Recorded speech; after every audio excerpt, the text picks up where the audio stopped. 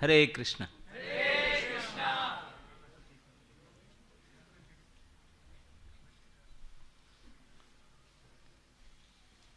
तो क्या भजन करना है?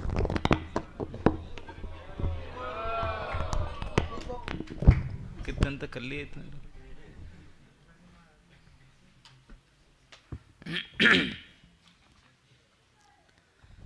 गुरवे गौरचंद्राय राधिकाय तदालय कृष्णाय कृष्ण भक्ताय तद्भक्ताय नमो नमः। अब गीता जी के प्राकट्य तिथि अब ओनली फ्यू आवर्स।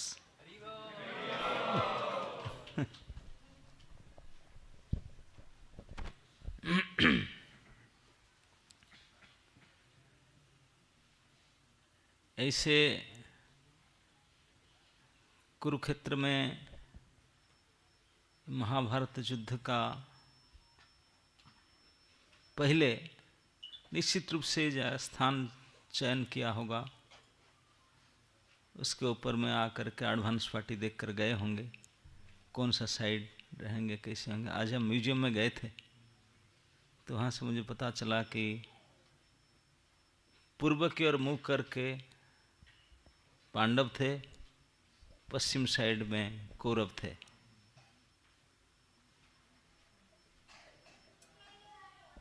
पश्चिम मुखा और पूर्व मुखा, मतलब पश्चिम मुख करके मतलब पूर्व साइड में होंगे और पूर्व मुखा तो पश्चिम साइड में होंगे, इस हिसाब से थे।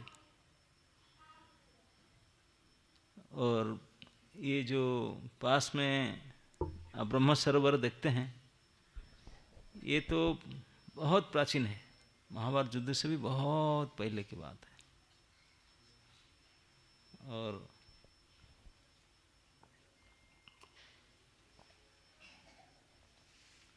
युद्ध होने से पहले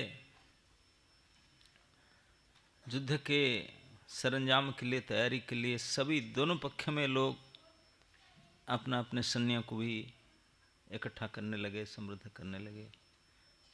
कौन ज़्यादा इकट्ठा कर सके लोग, तुम अपना तरफ आओ, अपना तरफ। वोट के समय जैसे तैयारी करते ना, इसी लगे थे। शल्य एक महारथी थे, वो खास मामा लगेंगे, माद्री के भाई थे वो, नकुल सहदेव के सगे मामा हैं, लेकिन चालाकी करके दुर्योधन ने अपने तरफ से कर लिया उनको। ये उनके चालाकी था इतने। और भगवान को भी यही प्रयास किया था कि भगवान को भी इसे अपना ले, चालाकी करके, क्योंकि युद्ध होने से पहले भगवान भी एक अटेम्प्ट लिए थे, समझौता हो जाए, है कि नहीं।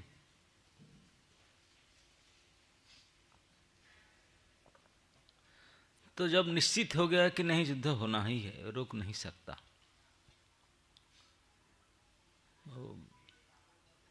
वेन्यू डिसाइड हो चुका था, डेट भी तय कर लिए।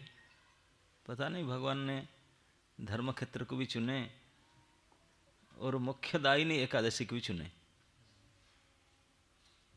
मुख्य मिलेगा, मरेंगे तो कम से कम मुख्य तो मिले। अब अपना अपने सैन्य को ला करके इकट्ठा किए होंगे कि दोनों सेना तो दिल्ली तरफ से थे, हस्तिनापुर वाले उसी साइड से आए होंगे, आकर के कि हो सकता है कि उनके सेनापति थे, क्योंकि वो पांडव जो थे उनका तो कोई घर घटी तो था नहीं, तो जंगल में घूम रहे थे। उनके ससुराल था चंडीगढ़ साइड, पंचकुला पंजाब साइड होगा, पंचाल नरेश थे ना, उनके ससुराल था। तो इसी साइड पूर्व है क्या? हाँ, तो इसी साइड से आए उन्होंने। तो क्योंकि उनके सेनापति तो धृतराष्ट्र ही था ना, क्या ना, धृष्टद्युम्न, उनके बनाए थे। पंचाल राजकुमार था, पंचाली के भाई। तो उस समय सैन्य जब इकट्ठा हो रहे थे, अपना अपने कैंप डल गया, सब अपना अपना शिविर टेंट सब लग गया। तो सैन्य आकर के व्यूह बनाकर खड़े रहने के लिए जब आ रहे थे, तभी एक वर्णन आता है कि इसी कुरुक्षेत्र में, क्योंकि यहाँ किसी को पता नहीं था कि इतने बड़े महायुद्ध होगा, खुला फील्ड पड़ा था। तो कहते हैं कि वहाँ बहुत सारे घास फूस ऐसे जंगल खुला पड़ा था। वहाँ पे एक चिड़िया रहते थे, एक सी बाड़ ढी बाड़, उसको बोलते हैं कि भारदूल पक्षी थे। वो चिड़िया जो हैं वो पेड़ के ऊपर घोंसला नहीं करते हैं, वो ज़्यादा तरह ज़मीन में कोई घास फांस ऐसी जगह झाड़ी वगैरह देखते हैं, ऐसे अपने अपने घोंसला बना कर। वो यहाँ पर कुरुक्षेत्र क्योंकि बिल्कुल निरापद था, खाली था, कोई नहीं आते थे वहाँ। और आजकल तो बहुत कष्ट बढ़ गया होगा ज़मीन का, नहीं? तभी ज़माने में कोई था नहीं प्रॉपर्टी डीलर, तो वो अपने कहीं घास के पास अपने घर, अपने घोंसला बनाए थे, अपने फ्लैट रखे थे। 2 अंडा रख दिए थे उन्होंने, और अपने अंडा को सुरक्षा करने के लिए पक्षी अपने भरसक प्रयास करते हैं। किसी छोटे मोटे जीव जंतु को पास में भटकने नहीं देते, बड़े तो कोई आते ही नहीं थे, प्रोटेक्ट करके रखते थे। और उनको नहीं पता कि यहाँ युद्ध होने का डिक्लेयर हो चुका है और युद्ध होने के लिए सरंजाम चल रहे आ रहे हैं। वो लोग तो कोई न्यूज़ फूज पढ़ नहीं रहे थे, उनको पता नहीं था। जब सेनाएं आने लगे, अब अशेष संख्या में रथी रथ आए, अश्वारोही गजारोही पदातिक बड़े बड़े ग्रुप आने लगे। सब आकर अपना अपना पोजीशन लेकर अपना अपना साइड लेकर खड़े रहते हैं। तो उनको डिस्टर्बेंस हो गई, ये सब क्यों आ रहे हैं? उनको समझ नहीं आ रहे क्यों आ रहे। दोनों चिड़िया बहुत वरीड हो गए, ये क्या हो गया, ये सब हमारे गांव में हमारे घर में क्यों आते? और उसी से रास्ते में जाते आते बहुत ऊपर से उड़ करके चिल्ला रहे हैं, चीख रहे हैं। लेकिन हजारों संख्या में जो हाथी घोड़े में लोग चल रहे, वो किसी के सपनों में नहीं, कुछ सोच में भी आए उठ करके देखे क्यों चिल्ला रहे हैं, क्या पड़े कितने। और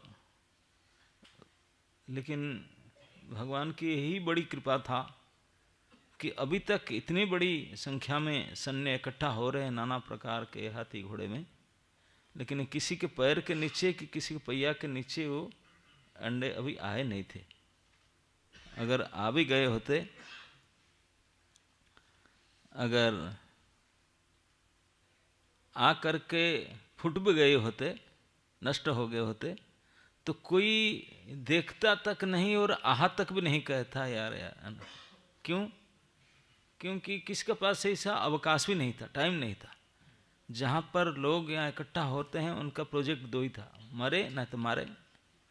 मरने और मारने के लिए जहाँ एकत्रित हो रहे थे, यहाँ कहीं छोटे चीटी मीटी मर जाए, कोई अंडे फूट जाए, उसको कोई देखता? Who cares. लेकिन सौभाग्य यही था कि अभी तक बच गए थे और वो दोनों पक्षी चीख रहे थे। अब एकत्रित हो गए, युद्ध तो एकादशी काल होगा, लड़ाई काल होगा, आज का दिन मैं बोल रहा हूँ एक दिन बाकी है। अब उन्होंने भरसक प्रयास करके देखे क्या इतने सब लोग आए, क्या हुआ क्या हुआ। रात तक खूब चिल्ला के सो वो जा कर के सन्या अश्वगत से अपना अपना पोजीशन लेकर खड़े हो गए, शांत हो गए और रात को आकर रहे। दूसरे दिन सुबह जब शंखनाद अगरा हुआ, फिर उड़े, बोले ये क्या हो रहा है सब। अब इतने भयानक शब्द हुआ तो बेचारे उड़ करके ऊपर उठ के बहुत दूर तक जाना पड़ा उनको। लेकिन उनका अंडा के प्रति जितना आसक्ति था और जाने नहीं दे रहा था। ये स्वाभाविक है कि छोटे से प्राणी, अल्प प्राण पक्षी थे वो, उनके अंडे के प्रति उनका जितना स्नेह था, ममता था, आसक्ति था, अगर देखा जाए इतना ही आसक्ति प्रत्येक प्राणी का अपने प्रति, अपनों के प्रति भी होता है। कोई बड़े सम्राट भी हो, उनके अपने राजकुमार के प्रति जितने ममता और आसक्ति होगा, तो उनका भी उनके पुत्र के प्रति, शावक के प्रति क्यों ना होगा, होना ही चाहिए। तो केवल हम सोचेंगे कि नहीं मनुष्य में इतना प्रेम होता है और नहीं, सभी का समानता। तो इसलिए उनके हिसाब से बहुत अटैचमेंट था, बड़ा स्नेह था, तो पूरी प्रयास कर रहे थे, लेकिन इतने भीड़ से वो बचा नहीं पाए और कुछ कर भी नहीं पाए, उठाकर ले भी नहीं सकते थे। तो ही एक ही उपाय था, जब इतने भयंकर शब्द हुआ तो उड़ करके दूर चले गए। दूर चले गए, लेकिन रह नहीं पाए दूर में। फिर आए कुछ क्षण के बाद, आए देखे थोड़ा शांति है, शांति है, तो एक उनको अवकाश और मिला कि अपने अंडे के पास जाए। उनको नहीं पता था कि दिस इज लास्ट, फिर अभी शायद उनको लंबा समय तक आना ना पड़े, ये नहीं पता था उनको। वो आए थे, अब इसलिए शांति था कि वो आकर के देखे कि दोनों सेना तो खड़े थे, उनके बीच में ये वानर ध्वज वाले, जिस रथ पर के ध्वजा पर हनुमान चिन्हित है, ये वाला रथ बीच में आकर पार्किंग किया है। दोनों सेना के बीच में पार्किंग किया है और वो कुछ बातचीत हो रहा है उनमें, वो सारे साइलेंट है। गीता की प्राकट्य हो रहा था। वो क्या समझे, वो अपने, उनको बोला चांस मिला, वो लाकर बोले चुप है लो, सो अपने अपना रहे, हम भी अपना स्थान में रहे। लेकिन ये थोड़े समय के लिए तो था। गीता का उपदेश नॉट इवन फॉर 1 आवर, 1 घंटे से कुछ कम समय तक हुआ।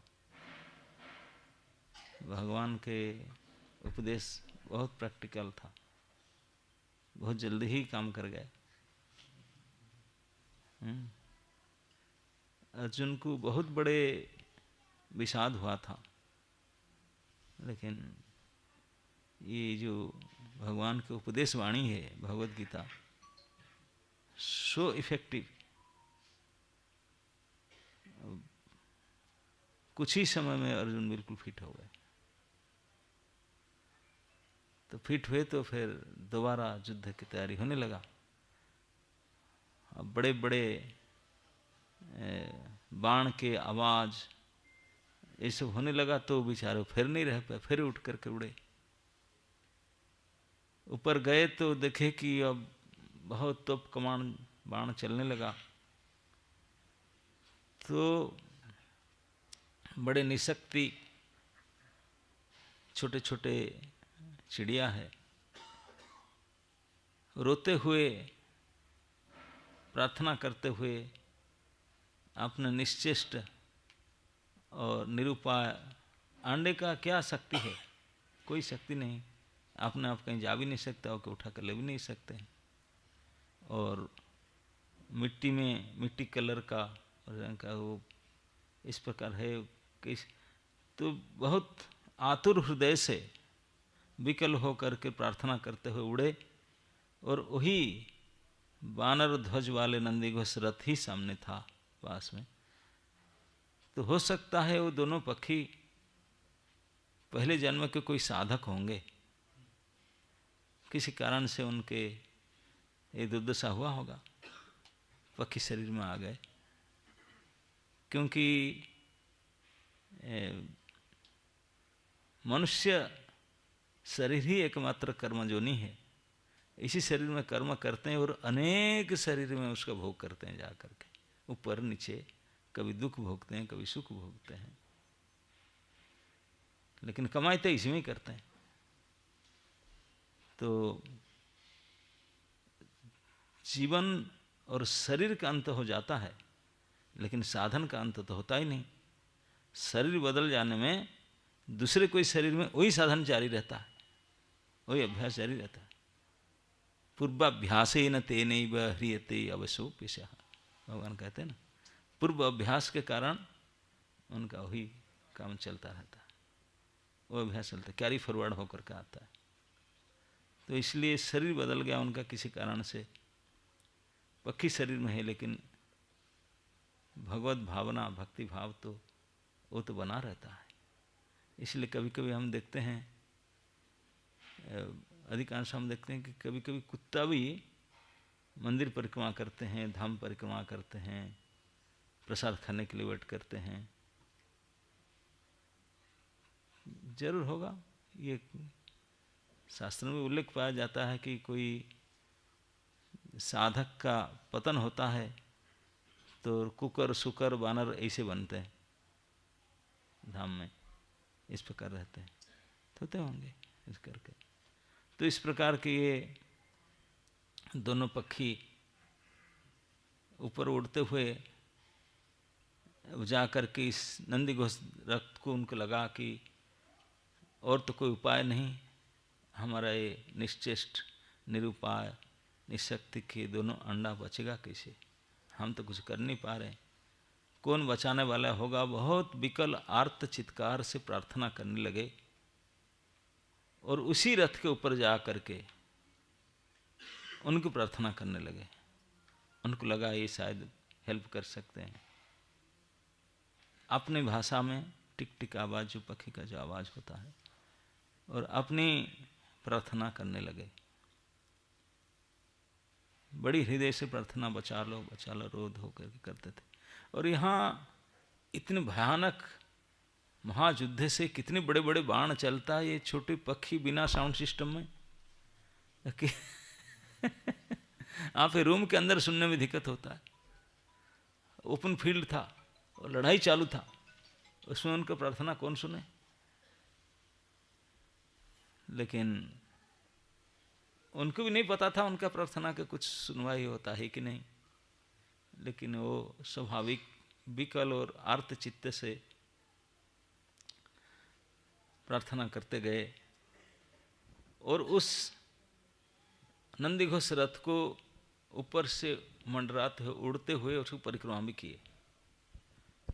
किए और प्रार्थना करने लगे। प्रार्थना करना ही था उनके बस में, और कुछ था ही नहीं। रो रो कर करते, बचा लो नाथ बचा लो, हमारा पास कुछ उपाय नहीं है, हमारा सब कुछ हुई है। अपने भाषा में बहुत कुछ जितने कहने का था सब कुछ कह के प्रार्थना की। यद्यपि उनको पता नहीं था, हम तो बोल ही रहे हैं, लेकिन हमारा सुनवाई होता है कि नहीं। लेकिन इस वानध्वज नंदीघोष रथ के जो नवजलधर सुंदर सारथी थे, वो सभी की प्रार्थना सुनते हैं। बड़े बड़े पंडित, ज्ञानी, ऋषि वैदिक स्तोत्र स्तुति ऋचाओं के द्वारा उनको स्वर ताल से गा करके प्रार्थना करते हैं। जिस प्रकार उनको भी सुनते हैं, उससे कुछ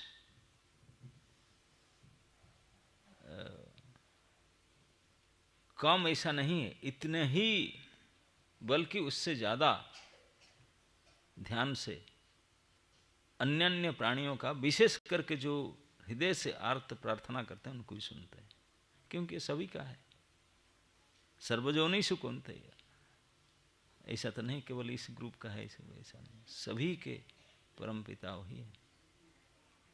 उन्होंने सुन रहे थे, इतने सतर्कता से उन दोनों पक्षियों के पुकार को सुन रहे थे। और सारथी यद्यपि उनके कर और नेत्र व्यस्त थे नंदीघोष के रथ को रक्षा में, लेकिन हृदय से और मन से उनकी आकुल प्रार्थना भी बड़े सावधानी से सुन रहे थे। केवल सुन नहीं रहे थे, पक्षियों को पता नहीं था, एक बार नेत्र उठाकर देख भी लिए थे, दृष्टि डाल लिए थे, अच्छा आप दोनों हैं। उन दोनों को पता नहीं था कि उनके नजर हमारे ऊपर पड़ा है, दृष्टि पड़ा। उनके दृष्टि पड़ जाना प्राणी के लिए के अनंत आश्वासन है, उसके बढ़कर कर आश्वासन कुछ हो नहीं सकता। एक बार उनके नज़र से आ जाए, इसलिए हम प्रार्थना करते हैं विशेष करके, जगन्नाथ स्वामी नयन पथगामी भवत। उनका ही नयन है, उनके रेंज में हम आ जाए, नयन पथगामी, दृष्टि पथ में आ जाए। तो दृष्टि डाल दिए थे बेचारे, और कर क्या सकते थे। लड़ाई जम करके होने से पहले अपना जितने प्रार्थना करके प्राण भी भय से यहाँ से दूर चले गए। इसी बार तो बाकायदा लड़ाई शुरू हुआ, तो बाकायदा दूर जा गए, उन्हें डर गए थे बेचारे। ये बोलते हैं 48 कोस का एरिया है, गए होंगे बड़ा लाइन, कहाँ तक गए होंगे, दूर चले होंगे किस साइड। लेकिन इतने आसक्त था, फिर रात को आते थे, लेकिन आ करके वो पहचान नहीं पा रहे थे कौन सा जगह में हमारे अंडे दिए थे, घर कहाँ था, एड्रेस नहीं पता चलता था। स्मार्टफोन था नहीं था उनके पास में, होने पर भी गूगल और कैच नहीं कर सकता था। इतने लड़ाई चल, युद्ध भूमि में, भयंकर युद्ध के अंदर पता नहीं चलता था। अब फर्स्ट डे के वार था, भयानक युद्ध शुरू हो गया था। पक्षी चले जाने के बाद में कुछ समय में जहां उनके अंडा रहते उसी दिशा पर भगदत्त, राक्षसराज भगदत्त के महागज, बहुत बड़ा विशाल हाथी था, और दौड़ता हुआ चिढ़ाड़ते हुआ आ रहा था इधर। भगवान ने अर्जुन को आदेश किए, सब्यसाची सावधान, ये हाथी आ रहा है, उसका गले में जो वाम घंट है उनके श्रृंखला को लक्ष्य करो। सोने के एक चेन में बहुत बड़ा वजनदार सोने का घंटा लगा हुआ था, महाराज भगदत्त का विशाल हाथी के। राजहस्ती था, सोने के घंटा लगा हुआ था। अब कृष्ण ने अर्जुन को कहे उनके श्रृंखला को लक्ष्य करो। अर्जुन के मन में प्रश्न तो उठा था कि हाथी को मार दो, हाथी की चेन को क्यों काटो, लेकिन क्यों पूछने का टाइम नहीं था। ये महायुद्ध में और क्यों का समय नहीं था, करना था। No question of why, do it. और वो भी पूछ नहीं पाए, इतना टाइम नहीं था। तुरंत संधान किया, इंस्टेंटली गांडीव से बाण निकला और स्वर्ण श्रृंखला छिन्न भिन्न हो गया, कट गया। धमाका करके आवाज करके विशाल घंटा गिरा। युद्ध में लगे थे, पता नहीं भगवान क्यों बोले उसको काट दो, और वे काट भी दिया, घंटा गिरा, हाथी भाग गया चिल्ला करके। वह अपने फिर दूसरे युद्ध में लग गए। वो सब लग गए, किसी को पता नहीं था, लेकिन जिसी ने आदेश दिया था कि घंटा को, श्रृंखला को काटो, घंटा, वो ठीक जानता था। जो पूरे संसार के सकल प्राणी के, सकल घटना के जानकार और सभी के संचालक है, वो जानते थे, इसलिए आदेश दिए थे महायुद्ध में भी उसको भी लक्ष्य भेद करो, श्रृंखला काटो, और घंटा गिरा और इतने वजनदार महाघंट गिर करके जहाँ 2 अंडे थे उसी के ऊपर गिरा, फुली प्रोटेक्टेड। अब कुछ नहीं करेंगे, वो 4-4 इंच जमीन में धंस गया, इतने वजनदार घंटा था, और उसके नीचे 2 अंडे रह गए। और बेचारे दोनों पक्षियों को तो अभी 18 दिन तक तो आने का चांस ही नहीं था, आ नहीं सकते थे महायुद्ध में बेचारे, और आते भी रात में वो पहचान नहीं पाते थे, एड्रेस चेंज हो गया था।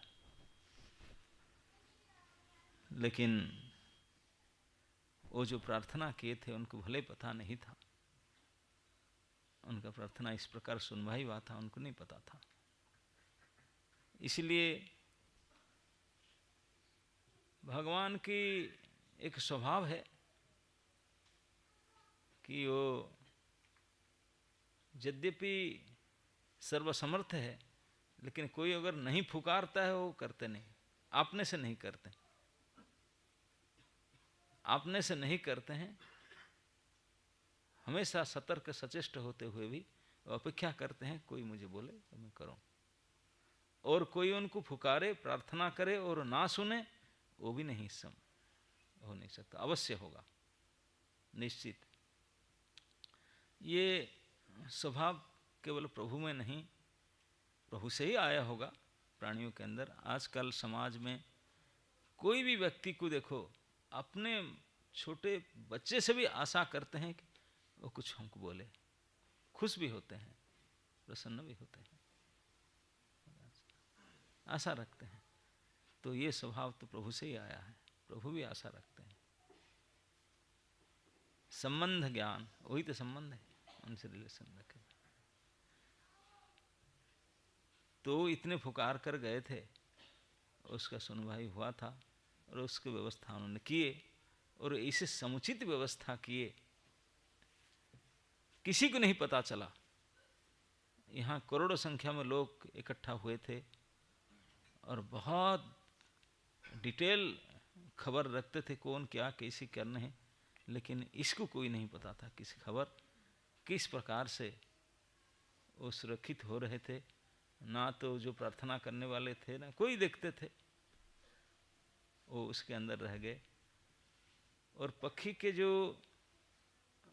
अंडा होता है उसमें पृष्ठ होकर के शावक निकलने के लिए लगभग 18-20 दिन चाहिए, और 2-4 दिन हो गया था और 18 दिन का बाकी था। तो भगवान ने हो ना हो युद्ध को इतना दिन ही कराए कि उसको पृष्ठ होने के लिए कि उनको ये दोनों अंडे को पृष्ठ करना था, और उनको 18 दिन बाकी था, इसलिए इतना दिन कराए। और उनको एक प्रॉपर टेम्परेचर चाहिए होता है ना, नहीं तो इसलिए वो पक्षी बैठते हैं अंडे के ऊपर। और आजकल तो कोई एक मशीन में ऐसे टेम्परेचर देकर कर लेते हैं, है कि नहीं? हाँ हाँ, ऐसा कुछ करते हैं। लेकिन भगवान को मशीन का उनके पास और अल्टरनेटिव होता है। वो एक घंटा को दबा दिए चारों तरफ, क्योंकि ब्लड शेड हो रहा था, रक्त की नदी चल रहा था, लेकिन इतने जमीन को धस करके घंटा था, चारों तरफ रक्त बह रहा था, अंदर नहीं जा रहा था, तो अंदर गर्माहट पैदा हो रहा था, एयर टाइट गर्मा, बिल्कुल जैसे परफेक्ट टेम्परेचर आवश्यकता था इंक्यूबेटर में, बिल्कुल प्रॉपर टेम्परेचर मेंटेन करके भगवान ने व्यवस्था की। इट्स नेचुरल टेम्परेचर मेंटेन होता था, और वो अंडे अपने ड्यूरेशन में, प्रॉपर ड्यूरेशन में अपने मैच्योर्ड हो रहे थे। और बाकी बाहर में किसको नहीं पता था, ना वो हाथी की पता था, ना हाथी के मेंटेनर को पता था, ना जो घंटा काट कर गया उनको पता था, किसी को नहीं पता था। ना जिसके अंडा था उनको पता था, ना जो अंडे में रहते थे उनको भी पता था, नहीं पता था। लेकिन कार्य बिल्कुल सुचारित रूप से, व्यवस्थित रूप से होता था। और पूरा 18 दिन का महायुद्ध चला। 18th डे में वही गज फिर दौड़ कर आया था इधर, और इतने जोर से दौड़ कर जा रहा था, उसका पैर लगा चोट, उसमें मार खा करके पागल होकर दौड़ जा रहा था।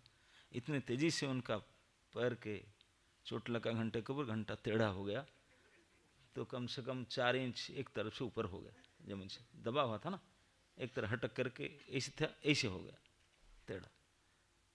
अब वो शावक बाहर आ चुके थे, उनको सनलाइट का ज़रूरत था, और सनलाइट जाने लगा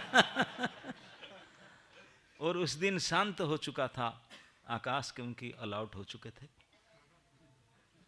अब भीम और दुर्योधन वो दूर चले गए थे जींद में लड़ने के लिए, यहाँ वातावरण शांत हो चुका था। तो दोनों पक्षी अब 18 दिन के बाद, उनका लॉन्ग गैप उनके लिए, तो वो तो विकल होकर के आ रहे थे, और आकर के ढूंढ भी नहीं पाते थे, असंभव था उनके लिए। लेकिन उनको ढूंढने का आवश्यकता नहीं था, आज उनको ढूंढना नहीं पड़ा, क्योंकि उनके बच्चे उनको ढूंढ रहे थे, वो निकल चुके थे अपने सुरक्षित रूप से। बिल्कुल इतने ही गेट खुला था जित गेट से वो आ सकते थे, जा सकते थे। सारे सूर्य किरण जो थे आराम से बाहर आए थे, और अपने स्वाभाविक आवाज़ कर रहे थे। ऊपर से बिल्कुल पहचान ले, वो आकर देखे, ये तो बिल्कुल इतने सुंदर घर बना हुआ है, फ्लैट इतने पक्का घर है मेटालिक बिल्डिंग, सोने के घंटे में घर बना हुआ, क्या तो कभी सोच भी नहीं थे। वो बेचारे घास फूस में बनाते थे, इतने स्ट्रांग बिल्ट हाउस। महायुद्ध में कई लाख लक्ष हाथी घोड़े रथ रथी मर गए, टूट गए, लेकिन ये 2 अंडे अनटच्ड सुरक्षित रहे, और बाकायदा टाइम पर पुष्ट हुए, और उनसे शावक भी निकले, बिना कहीं आंच में, बिना कहीं कष्ट में सुरक्षित बाहर निकले, बिल्कुल बीच युद्ध स्थल से, जहां कोई मच्छर भी नहीं उड़ सकते थे, मर जाए इतने भयंकर स्थिति था। जहां हजारों शतघ्नि बाण चलता हो, कितने बड़े पॉल्यूशन हुआ होगा, है ना नहीं? लेकिन फिर भी वो इतने प्रोटेक्टेड रहे, इस प्रकार बचे। तो ही देखा जाता है, अगर हम कितनी भी विकट परिस्थिति क्यों ना हो, किसी भी परिस्थिति में कमी हमारा रह जाता है, हम सही प्रकार से पुकारते नहीं। अगर हृदय से उन प्रभु को पुकारें, अपने आर्तवाणी को उनको बोलें, तो ऐसा कोई जरूरी नहीं कि आपको संस्कृत सीखना पड़ेगा और टोन सीखना पड़ेगा, हारमोनियम मृदंग सीखना पड़ेगा तब प्रार्थना करें, कोई जरूरी नहीं। कोई जरूरी नहीं मनुष्य भी हो, किसी भी कीट पतंग पशु पक्षी, किसी भी जोनी में, कोई भी भाषा में, ये प्रभु को भाषा का कोर्स करना जरूरत नहीं पड़ता, सब भाषा उनसे ही है, सब पता रहता है उनको। अगर कोई भाषा नहीं भी बोल पाते, जिनको बोलना भी नहीं आता है, शब्द उच्चारण का नहीं, मन में सोचने मात्र से भी उनके पास पहुंचता, लेकिन सोचे तो सही पॉजिटिवली। जिनको जितने क्षमता उन्होंने दिए हैं, जिनको जो भाषा से जिस प्रकार अपने भाव को प्रकट करने का सामर्थ्य उन्होंने दिए हैं, उनको इसी भाव से, जो गूंगा है बोल नहीं पाया हूं करके बोले, जो बोल सकता है, जिस भाषा बोल सकता है उससे बोले, जो बोल भी नहीं सकता वो भी नहीं कर सकता, मन में सोचे इस बार को, लेकिन उन्हीं को लक्ष्य करके उन्हीं की भावना करे, वो भावग्राही है, भाव को ग्रहण करते हैं, और भाव को ग्रहण करके भाव के अनुरूप आदान प्रदान करते हैं, रेसिप्रोकेशन करते हैं, आज पर योर भाव, जैसे भाव में करते हैं इस प्रकार करते हैं। लेकिन वो अपेक्षा करते हैं आपका भाव भरा प्रार्थना को। अब हम नहीं करते, सब समझते जानते, लेकिन चुप रहते हैं, अपेक्षा करते हैं, नहीं है, देखते हैं जब करता है। लेकिन जो कोई करते हैं, ऐसा नहीं है कि वो ना करते। तो इसी उदाहरण जो महायुद्ध के बीच में इस प्रकार, जिनका चलने का भी शक्ति नहीं था, अंडे क्या चल सकता था, अपने आप चल ही नहीं सकता, हिल नहीं सकता। इसी प्रकार जिनका चलने फिरने के बोलने के शक्ति नहीं था, उनको इतने प्रॉपरली प्रोटेक्शन, बिल्कुल proper period, proper protection, everything so perfect arrangement, और इस महायुद्ध के बीच में बिल्कुल जो कर सकते हैं, सुरक्षा दे के इस प्रकार कर सकते हैं। तो क्या इस संसार में ऐसा कोई स्थान है जहां तक उनके हाथ हेल्प के लिए पहुंच नहीं सकता? ऐसा स्थान ही नहीं है जहां पहुंच करके हेल्प नहीं कर सकते थे। ऐसा स्थिति भी नहीं, ऐसा परिस्थिति जब वो महाभारत युद्ध के बीच में बचाती है अंडे को, तो फिर हम इसे सोच सकते हैं कि अगर किसी प्रकार से आपद विपत्ति से हम कष्ट भोगते हैं, तो इसमें कमी हमारा तरफ से रहता है कि हम सही प्रकार से अपने प्रार्थना को आवेदन नहीं कर पाए। प्रभु ही अपेक्षा करते हैं हमसे, सब जानते हैं, सर्वज्ञ शिरोमणि है, सभी जानते हैं। और सभी जानते मतलब हम किस स्थिति में, ये नहीं, वो हमारे वेदाहम समतीतानि वर्तमानानि च अर्जुन भविष्याणि च भूतानि। ऐसा कोई काल नहीं था जिसमें हम क्या थे उनको नहीं पता था, कि ऐसा कोई वर्तमान नहीं है जिस चीज को वो वर्तमान नहीं है वो नहीं जानते, वो ऐसा कोई भविष्य भी ना होगा जिसमें वो ना होगे, वो नहीं जानेंगे कि हम क्या होंगे। त्रिकालदर्शी, प्रत्येक प्राणी के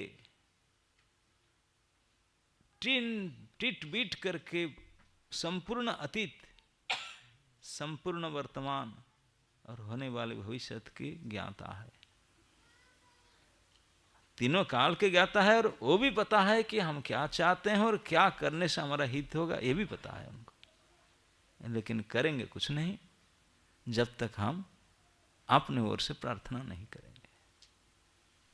ठीक है, वो अपने मैकेनिज्म बना के रखे, सब अपना अपने कर्म के अनुसार अपने सुख और दुख प्राप्त करते हैं। वो हाथ नहीं डालते, बोलते मैं ऑलरेडी सिस्टम बना कर रखा हूँ, सिस्टम के अनुसार एवरीथिंग इज गोइंग ऑन। लेकिन फिर भी सिस्टम से भी निकलने का उपाय है, लेकिन जो चाहते हैं उन्हीं को करते हैं। अपने ओर से सब जान करके वो नहीं करेंगे। इसी को कहते हैं, सबको उन्होंने फ्री विल दिए हैं। कभी कभी लगता है फ्री विल क्या है, हम लोग सब बद्ध जीवात्मा है ना, नहीं, कंडीशन सोल। कंडीशन सोल का फ्री विल क्या होता है? जब कंडीशन नहीं है, विल भी तो कंडीशन है कि नहीं? बद्ध ही है हर प्रकार से, लेकिन बद्ध होते हुए भी थोड़े बहुत स्वतंत्रता दिए हैं। ये स्वतंत्रता केवल इच्छा करने का, बाकी कुछ इच्छा पूरा होगा ये नहीं है। तो हम जो सोचते हैं हमारा सोच पूरा हो जाए, डोंट थिंक लाइक दैट, ये नहीं हो सकता। पूरा तो वही होगा जितना वो सैंक्शन करेंगे, वो उनको पता है। लेकिन सोच लो, इसमें छूट दिए हैं, थोड़ा बहुत सोचना है सोच लो। लेकिन वो सोच भी इतने मायना रखता है। हमको छूट दिए सोचने का, लेकिन ये सोच को हम किस प्रकार भावना करते हैं, पॉजिटिवली, नेगेटिवली, फेवरेबली, अनफेवरेबली, बहुत कुछ निर्भर होता है उन्हीं के ऊपर। इसी के लिए बड़े बड़े आचार्यों ने अभी तक जो शिक्षाएं दी हैं इसमें ही कहे कि सबसे प्रभावशाली कोई भी प्राणी के लिए अपने सुधार, अपने सुरक्षा, अपने परिवर्तन, अपने उद्धार के लिए भी सबसे इफेक्टिव वे इज प्रेयर। क्या? प्रार्थना। प्रार्थना करना अति आवश्यकता है। प्रार्थना करना सीखना चाहिए। प्रार्थना करना सीखना चाहिए। इसलिए बड़े बड़े सिद्ध पुरुषों ने वो प्रार्थना कर गए। आप भागवत आदि में जो बड़े बड़े शुद्ध ग्रंथ है उसमें देखा जाए तो सैकड़ों स्तुतियाँ प्रार्थना है। जो बड़े बड़े विशिष्ट भक्तगण है, समझदार, बिल्कुल समर्थ, उन्होंने मौका देख देख कर प्रभु को प्रार्थना की।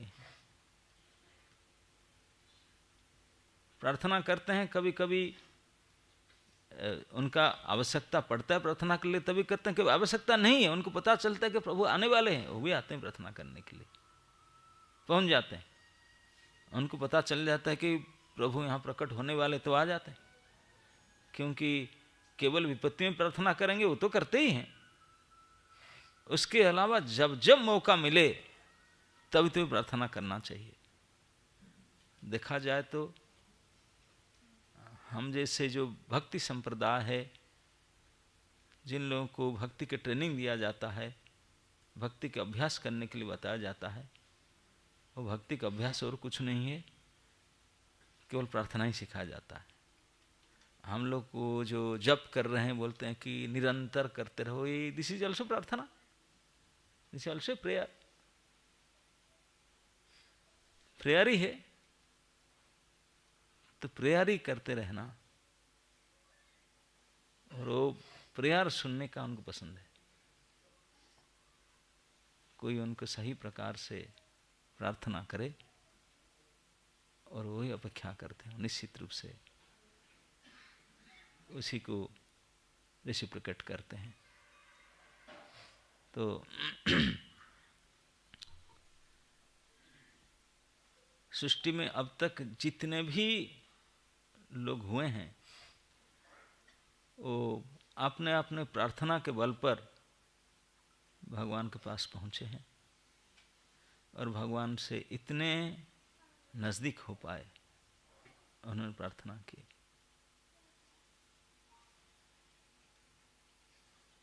एक आज हम देख रहे थे, एक राजा थे उडुपी के,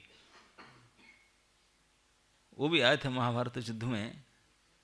कहा जाता है कि वो जब आए थोड़ा लेट में पहुंचे आकर के, क्योंकि यहाँ सब ऑलरेडी जैसे होता ना, दिस लास्ट डेट, जॉइन करने का लास्ट डेट यही है, अब फाइनल हो जाएगा सब कौन का।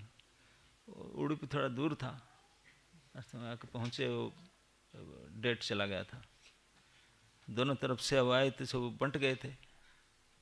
अब आए, बोले मैं भी भाग लेने के लिए आया हूँ महायुद्ध में। था अभी भगवान बोले आप किसी के पक्ष में लड़ाई मत करो, इतने सारे आए हैं, भोजन क्या करेंगे, बिजी रहेंगे फाइटिंग में, लंच कौन सप्लाई करेगा, है ना। ब्रेकफास्ट, लंच, डिनर ये तो चाहिए। तो क्या करो ना, आप होलसेल कुकिंग संभालो, दोनों तरफ को सप्लाई करना। दोनों तरफ के प्रसाद वितरण का दायित्व उडुपी के किंग को मिला था। अब वो पहले दिन था 18 अक्षौहिणी सेना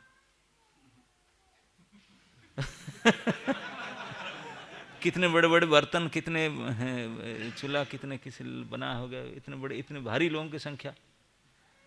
लेकिन ऐसे किचन था, एवरी डे नंबर वेरिएशन होता था लोग घटते थे, कई कई दिन तो बुरी तरह से घटते थे। कई हजारों संख्या में एब्सेंट होता था। लेकिन कहा गया है कि उन्होंने जो 18 दिन का किचन चलाया, कोई एक भी दिन ऐसी नहीं हुआ कि प्रसाद कमी पड़ा या प्रसाद कोई एक्स्ट्रा हो गया। परफेक्ट मैनेजमेंट था। कोई एक प्लेट एक्स्ट्रा नहीं हुआ था, कोई दिन बच गया, कोई एक प्लेट कम पड़ गया, ऐसा भी कंप्लेन नहीं आया, एग्जैक्ट। बाद में पूछा गया उनको, बोले कैसे मैनेजमेंट किया था आपने? आपके प्रसाद कोई वेस्ट नहीं हुआ? हमारे छोटे मोटे किचन में कभी तो यार क्या करे, 500 लोग का ऐसा किया था, आए 400 लोगों का बच गया। कभी कभी यहाँ करे हम 500 सोचा था, 600 आ गए। बड़ा बड़ा ऐसे होता ना, जो किचन इंचार्ज है उनका टेंशन हमेशा रहता है, विशेष करके फेस्टिवल समय में। ओह, उनका तो इंडाइजेशन हो जाता है। भारी समस्या होता है उन लोग, बड़े टेंस में रहते हैं, पानी गर्म करके रखते ही हैं। कब क्या हो जाए, कब कहाँ से लोग पड़े।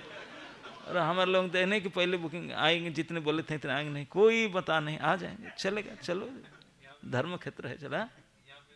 हाँ नहीं, पूरे दुनिया में ही चलेगा, विशेष करके भारतवर्ष में, बाकी भारतवर्ष में तो चलो। और यहाँ तो हमारा शास्त्र भी कह दे, अतिथि अतिथि देव भव, तिथि में आएगा तो उनको कोई फल नहीं मिलेगा, बिना बोले जो आते हैं उनकी सेवा में जो फल है तो अतिथि बनकर आते हैं। तो हैबिचुएटेड है, बिना बोले आएंगे तो आपको तैयार रहना पड़ेगा। लेकिन वो उनको तो कोई बोलते नहीं थे, यहाँ से मरते थे, उनको खिलाना था। जो आज बचे हैं दोपहर तक कितने डाउन हो जाए पता नहीं। सुबह जितने ब्रेकफास्ट ले, लंच इतने लेंगे कोई गारंटी नहीं, जितने लंच जी है डिनर तो बिल्कुल डाउन। इस प्रकार से रेट वेरी करता था, लेकिन फिर भी ना डिनर में, ना लंच में, ना ब्रेकफास्ट में कभी उनका कभी प्लेट एक्सेस है, कभी अखट कम पड़ा, ना ज़्यादा, वैसे नहीं हुआ था। बड़े उनको जाकर पूछे, पुरस्कार दे, बोले कैसे क्या किया, क्या रहस्य है? अभी तक लास्ट में 7 लोग बचे, या 7 प्लेट बनाया, 7 करोड़ प्लेट से 18 दिन में 7 को आ गया। हम मैनेजमेंट तब भी कर रहे हैं, यही बर्तन कैसे क्या, छोटा चूल्हा, और 7 करोड़ों के लिए प्लेट बनाया 2 हफ्ता पहले, और 2 हफ्ता के बाद में 7 जन के लिए बनाया। कौन सा किचन कितने लोग लगे, एक नहीं, कितने नंबर की भैरी और मैनेजमेंट किए। तो उनको पूछा गया रहस्य कि कैसे किए, तो किंग ऑफ उडुपी बताए, बोले इसमें मुझे कुछ नहीं, जो मुझे अपॉइंटमेंट किए थे मैं उनको पूछा था, भाई किचन तो मैं, कुकिंग तो मैं संभाल लूँगा, हम यहाँ चलता है अक्षय पात्र हमारा, नहीं राइस और चारू क्या बोलते हैं उसको, रसम बना देंगे, चलेगा, पापड़ दे देंगे, उसमें सब्जी वब्जी नहीं काम चलाओ इसमें। लेकिन नंबर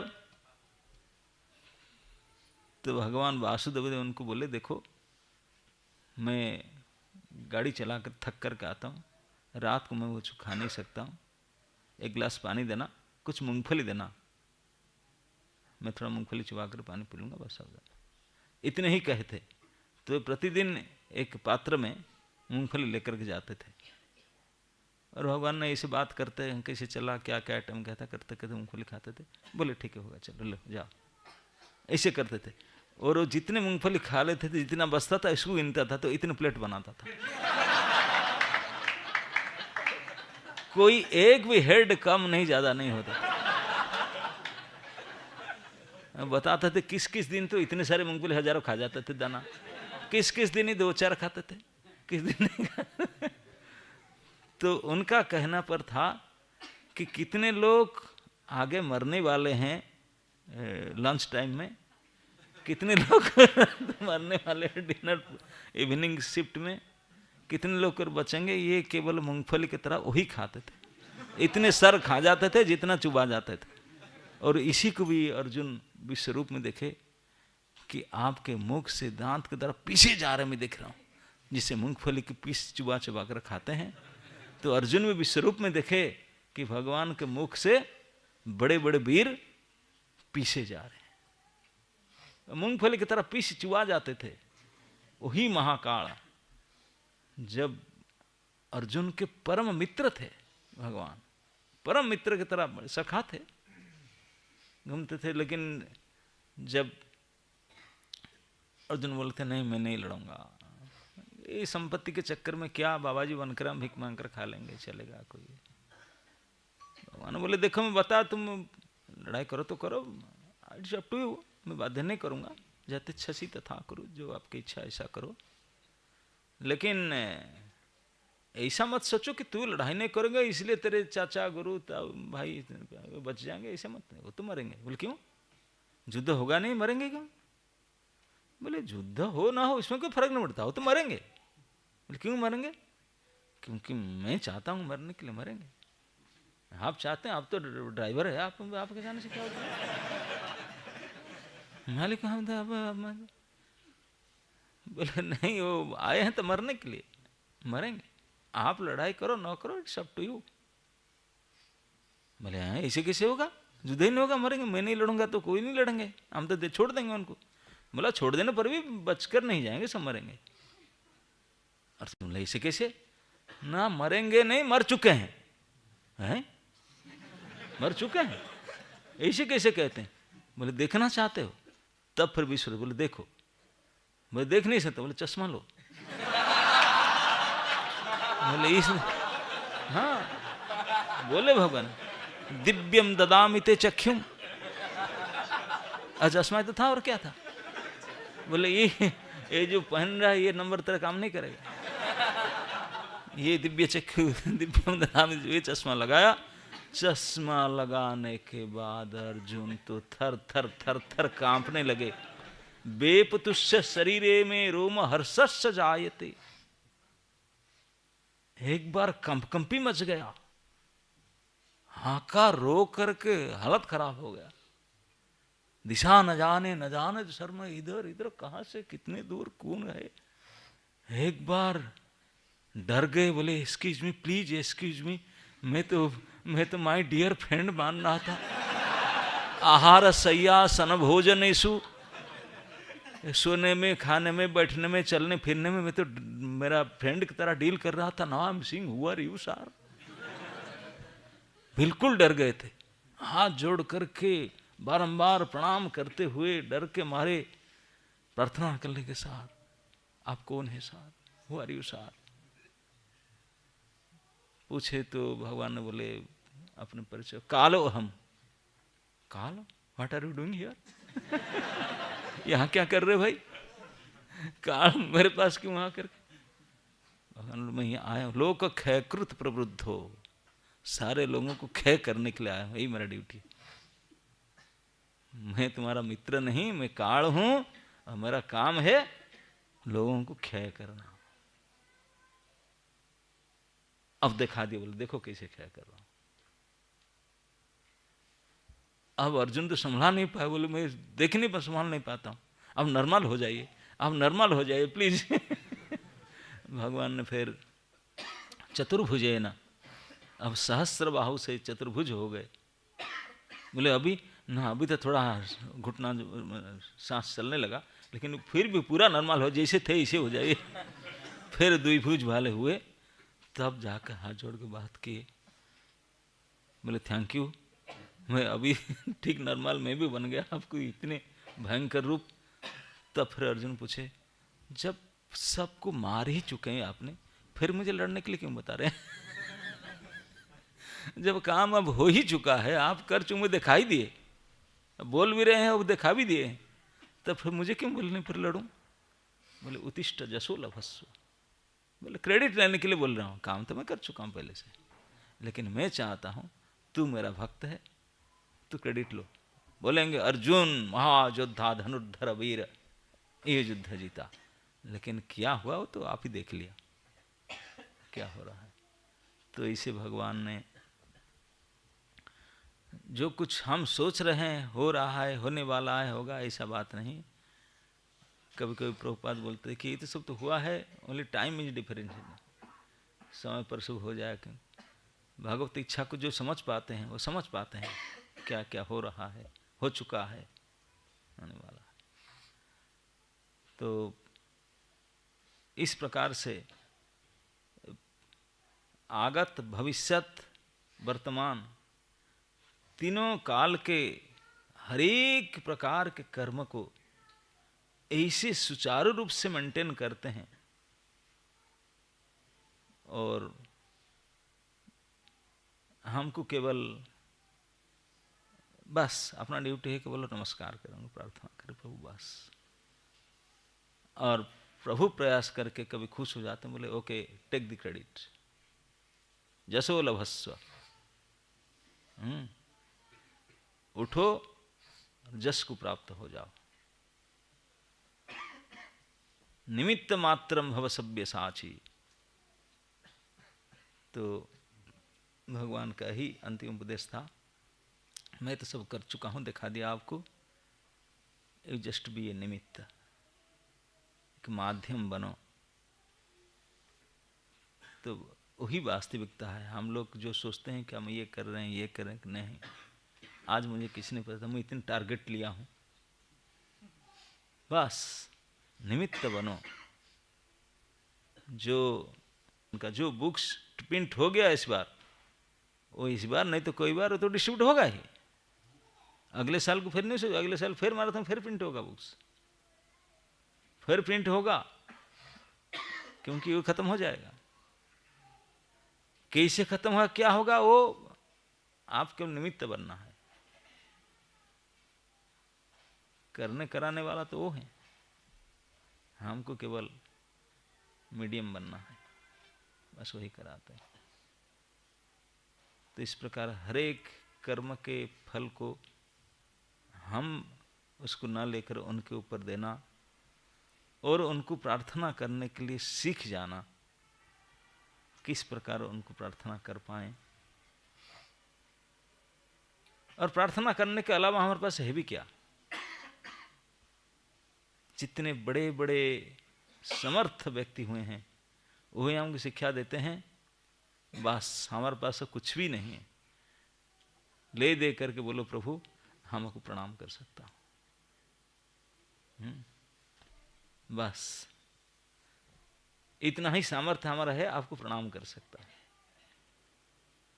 तो उनको हृदय से, वाणी से, शरीर से, हृद वाक अपभीर विदधान नमस्ते, इतना ही करने का है हमको। यही ब्रह्मा जी ने भी हमको बोले,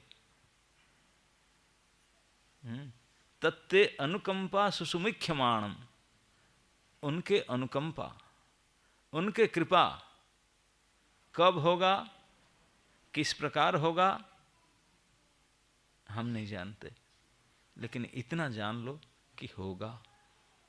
इसलिए हम कहते हैं कि don't be hopeless ever. Helpless तो हो सकते हैं, लेकिन होपलेस मत हो। अनाथ होने का नहीं, उस जगन्नाथ बैठे हैं तो फिर अनाथ कैसे होगा, वो तो नाथ हैं। तो ऑलवेज बी होपफुल, आशाबंध समुद्र कंठा नाम गाने सदा रुचि, हमेशा आशा में पूर्ण रहो, अवश्य राखिवे कृष्ण विश्वास पाओ, अवश्य। इस आशा में अनुकंपा को अपेक्षा करो। केवल अपेक्षा करते समय जब वेटिंग लिस्ट में रहें कब कृपा होगा, तब तक क्या करेंगे, तत्ते अनुकंपा सुसुमुख्यमाणम भुंजान एव आत्मकृतं विपाकम। जब तक अपेक्षा करते रहो प्रभु का कृपा क्या होगा, तब तक क्या करते रहो, ना भोगते रहो। क्या भोगो, ना तेरे ही कमाई को भोगो। तू जो गड़बड़ी किया है उसके परिणाम तुझे मिलेगा। क्या मिलेगा, व्यवस्था वो किए हैं, आपको कोई चिंता की बात नहीं।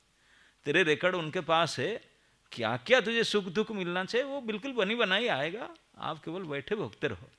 भुंजान क्या भोगू, ना ज्यादातर दुख भोगने के लिए व्यवस्था है, और क्या है। अच्छा तो कुछ किया ही नहीं तो क्यों आशा करते तो जो किया है उसके हिसाब से दुख तेरे लिए बनी बनाई रेडीमेड होम डिलीवरी होगा यहीं पर।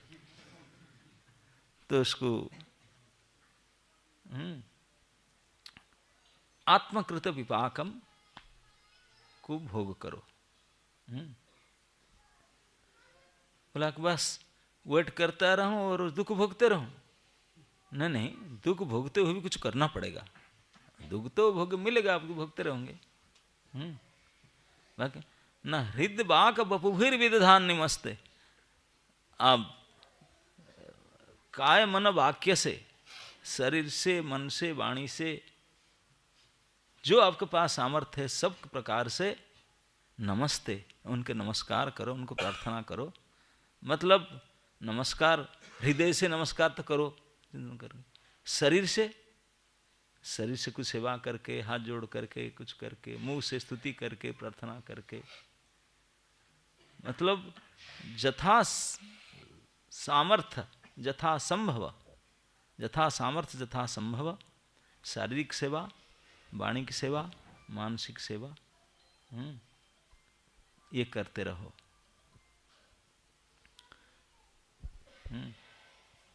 सेवा करते रहो। अगर यही 3 काम आप करते रहेंगे, 3 काम क्या क्या है? सबसे पहले भगवान को होपफुल होकर आशा करो कि भगवान कृपा करेंगे। मैं तो वही आशा लेकर बैठा हूं, प्रभु कृपा करेंगे। दत्तेनुकंपा सुमुख्यमाणम। और उसके बाद भुंजान एवं आत्मकृतंग विपाकम, अपना कमाई हमको मिलेगा, उसमें क्यों किसी को दोष दूंगा? कोई दोष बिना दिए, बिल्कुल पॉजिटिव वे में, जो मुझे कष्ट आ रही है मेरे ऊपर विशेष कृपा प्रभु जी ने जल्दी जल्दी मुझे क्लियर कराते हैं, मेरा कर्म फल नाश करके मुझे पवित्र कराते हैं, प्यूरिफाई करते हैं। इसी मोड से, इसी भावना के साथ जो भोग को भोगते चले जाओ, और उसके साथ साथ जथा संभव जथा सामर्थ्य भगवान की सेवा में जुक्त रहो। हृदय से, हृदय वाक मनोभीर, वपुभीर, शरीर के द्वारा, मन के द्वारा, वाक मतलब वाणी के द्वारा जितने संभव और सामर्थ्य हो सके सेवा करते रहो। अगर ये 3 काम करते रहोगे तो यद्यपि वो अजीत है, वो भी जीत जाएंगे, और आप मुक्ति पदे से दाय भाग, दाय भाग बोलते हैं जितने पिताजी के संपत्ति में पुत्र का जन्म सिद्ध अधिकार है, बोले आपका भी भगवत प्राप्ति में जन्म सिद्ध अधिकार है। आपको कोई रजिस्ट्री ऑफिस में जाकर रजिस्ट्री करना नहीं पड़ेगा। पिताजी की संपत्ति प्राप्त करने के लिए पुत्र को रजिस्ट्री करना पड़ता है क्या? नहीं, ऑटोमेटिक हो जाता है उनका नाम। इसे ऑटोमेटिक आपको भगवत धाम प्राप्ति हो जाएगा। दाय भाग सत्य से, पैतृक संपत्ति के हिसाब से यू विल गेट भगवत धाम, भगवत प्राप्ति अवश्य होगा, अगर ये 3 प्रकार काम आप करते रहो। तो इस प्रकार से, इसी भाव से अगर हम करें तो किसी भी अवस्था में, विषम से विषम परिस्थिति, महायुद्ध में भी इस प्रकार से इतने सुरक्षित रूप से अपने रक्षा भी होता है और अपना कार्य सिद्धि भी होता है। ये केवल प्रार्थना के परिणाम है। तो हमारे जितने प्रकार की साधना है, सबसे पावरफुल, सबसे इफेक्टिव, सबसे सरल, सहज, बिना कोई, ये प्रार्थना है। अगर हम सही प्रकार से प्रार्थना कर पाए प्रभु को, अब आशा मत करो प्रभु सुन नहीं पाएंगे, नहीं नहीं नहीं नहीं। मैं ये बताया, जब एक चींटी की आवाज़ भी इतनी सतर्कता से वो सुनते हैं जितनी सतर्कता से वेद पाठियों के वेद को भी सुनते हैं, चींटी की आवाज़ को ही सुनते हैं, तो हमारा आवाज़ को क्यों नहीं सुनेंगे? जब चिड़िया का आवाज़ को सुन ली, वो सुनते हैं, वो सतर्क हमेशा है। तो हमारा तरफ से ये प्रयास होना चाहिए। तो ये महायुद्ध में शुरू करने से पहले उनका क्या प्लान? बर्बरी का आया था, घटोत्कच का पुत्र, वो आके पहुंचा। वो तो उनका पापा से भी और ज्यादा भारी था। पश्चिमी समुद्र तट से आया था, बड़े दीर्घ तप करने के बाद कई सिद्धियां के लेकर आया था। आकर के पहुंचा। लड़ाई देखना था, क्या लड़ेंगे छोटा, तो उनका तो समझ कुछ और था, उनका प्रभाव कुछ और था। आकर प्रणाम किया, पता चला ये मेरे सब पितृव्य हैं। प्रणाम किया, युधिष्ठिर महाराज, भीम, सहदेव, नकुल, अर्जुन सब क्या। उनके पापा के पापा है, क्या होंगे उन्हें, दादा दादा लोग हैं। दादाजी को से प्रणाम किया, बोला आप सब चिंता में क्यों बैठे हैं, लड़ाई हो रहा है, कुछ इतना क्यों चिंता है। बोले महासमर है, इतने लोग इकट्ठा मर, तो क्या है। तो उन्होंने बताया, युधिष्ठिर महाराज धर्मराज व्यास से बोले, उन्होंने बताया कि इसमें चिंता क्या है, जिनको मरने का है वही मरेंगे, जिनको मरने का नहीं हो तो मरेंगे नहीं। बोले जिनको यहाँ अस्त्र शस्त्र ही प्रयोग किया जाएगा, जिनके मृत्यु इन दिनों में अस्त्र और शस्त्र के द्वारा होना है वो मरेंगे, और जिनको इन दिनों में अस्त्र से मरना ही नहीं वो मरेंगे नहीं, मर ही नहीं सकते। और जो मरने वाले हैं उनके परमायु भी निश्चित है, बोलते हैं मृत्यु का समय और मृत्यु का निमित्त वो निश्चित है, पहले से निश्चित, प्री डिसाइडेड। उस निमित्त को उपस्थित कर देना है, खत्म हो गया काम। यही तो प्रोग्राम नहीं है और क्या, ये बटन दबाना है बस, और क्या, डिलीट बटन को ढूंढ करके उसे तो प्रेस कर देना है, खत्म हो गया प्रोग्राम में, सारे उड़ जाएगा सर फाइल। निमित्त को उपस्थित कर देना है। युधिष्ठिर महाराज बोले हाँ वो तो बात तो सही आप कह रहे हैं कर्मगुण से, लेकिन वो इसे कैसे हो सकता, बोले क्यों नहीं हो सकता। तो उन्होंने एक बाण मारा, उनके पास एक मुट्ठी लाल रंग था, एक मुट्ठी लाल कलर के पाउडर निकाला, उनके पास एक बाण था, बाण में सारे भर दिया पाउडर को, एक मुट्ठी भर करके आकाश को मुंह करके कुछ मंत्र उच्चारण किया और बाण को छोड़ दिया। पूरा वो आकाश भर गया लाल कलर में, और थोड़ी देर में धूल बन करके वो पूरी जो कलर भरते से वर्षा नीचे गिरने लगा। जितने करोड़ों संख्या में हाथी, घोड़े, रथ, रथी, महारथी, अतिरथी थे, जिन जिन को मरना था, सभी के हृदय पर एक एक कुमकुम बिंदु स्पॉट हो गया, सबके चिपक गया जाकर। वहाँ करके बोला एक ही बाण देख सब स्पॉट आउट कर दिया मैंने। मरने हैं सब, नंबरिंग हो गया। अब दूसरे बाण में जा करके एक्शन हो जाना, उसमें कौन सा। वो तो हतबाक होकर देख रहे थे, भीम, अर्जुन, युधिष्ठिर बोले रे सबको कलर लगा दिया तो।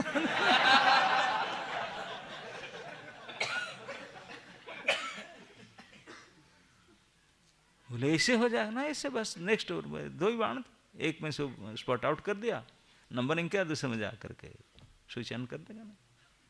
दूसरे बाण तो चलाने से पहले भगवान के हाथ से चक्र उठा और उसका गला उतार दिया, सर आकर के भगवान चरण में गिरा,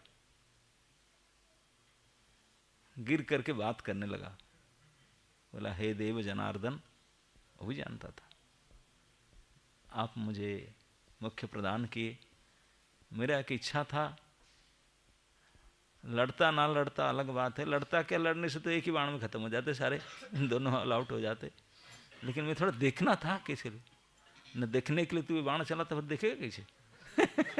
खेल देखने की तो आपको गैलरी में बैठना पड़ेगा ना, फील्ड में थोड़ी उतना, देखने वालों को खेलने नहीं होता, देखने वालों को गैलरी में बैठना पड़ता है। तेरा जो इच्छा था मैं पूर्ण करूंगा, तेरा लड़ाई में भाग लेता तो अपूर्ण रह जाता। भगवान बोले मैं जानता था तेरा इच्छा, तू लड़ाई देखना चाहता था कैसे मनुष्य लड़ते हैं, तो इसलिए तू अगर लड़ाई में भाग लेता तो देख नहीं पाता, इसलिए तेरा मैं गला काट दिया। हाँ तेरा गला बच के रहेगा। उठा करके बड़ा ऊंचा खंभे में उसको सेट कर दिया, बोले तो जीवित रहेगा वो, और देखेगा खेल पूरा बढ़िया से, देखोगे यहाँ से पूरा दोनों साइड के खेल देखेगा, तो मैं आज देखना। क्योंकि वो जानता था स्पॉट आउट कर दिया और निमित्त को प्राप्त कर मरवा सकता था, लेकिन वो भी नहीं हो सकता था अगर प्रभु का इच्छा ना हो। अल्टीमेटली किसी प्रकार से वो नहीं चाहे तो वो भी करने वाला करते करते नहीं कर पाया, वो भी नहीं हो पाएगा, है ना। कर्ता करण कर्म काल सब कुछ है तो दैव एवत्र पंचमम, वो ना हो नहीं हो सकता।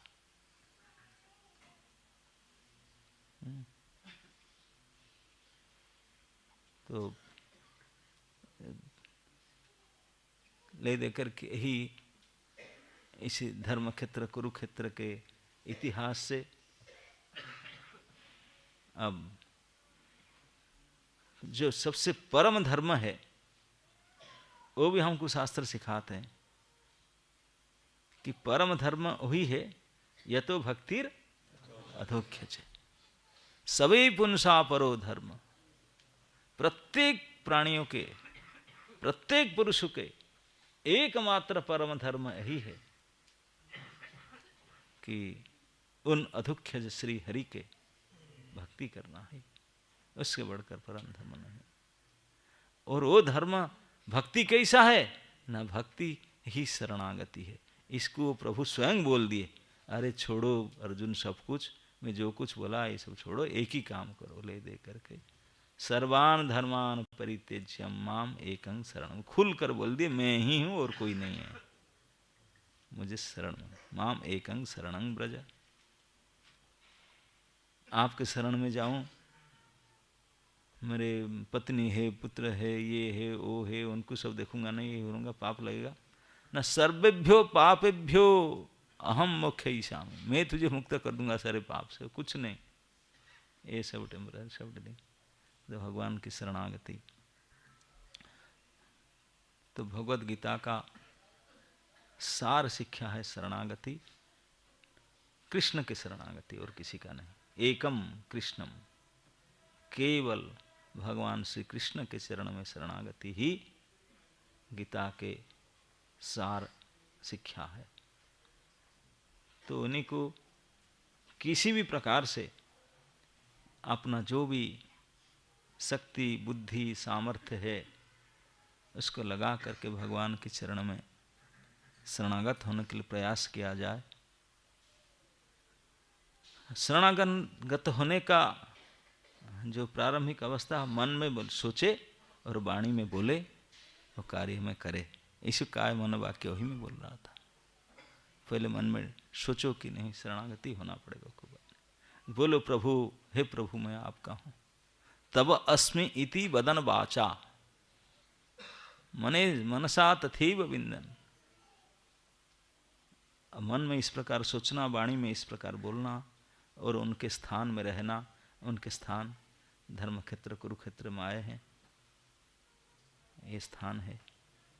यहाँ इस प्रकार प्रतिदिन कम से कम सुबह शाम या सुबह दोपहर शाम मन में सोचो और वाणी में बोलो, हे प्रभु जिस प्रकार आप अर्जुन को बिल्कुल उनके सारथी बन करके, उनके सखा बन करके, उनके सर्वस्व बन करके क्या क्या नहीं किए उनको बचाने के लिए।